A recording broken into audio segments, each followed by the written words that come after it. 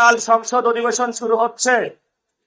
আগামীকাল বাংলাদেশে সিদ্ধান্ত হবে বাংলাদেশ কি গণতন্ত্রের পক্ষে যাবে নাকি স্বৈরতন্ত্রের পক্ষে যাবে।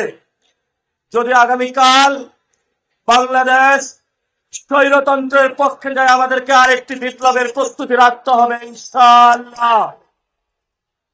আমরা অনেক ভুল করেছি, আমরা অনেকের প্রতি দয়া দেখিয়েছি, অনেকের প্রতি মায়া দেখিয়েছি, অনেকের প্রতি সহনশীল আচরণ করেছি, ভদ্র ব্যবহার করেছি, সভ্য সমাজের সূচনা করেছি।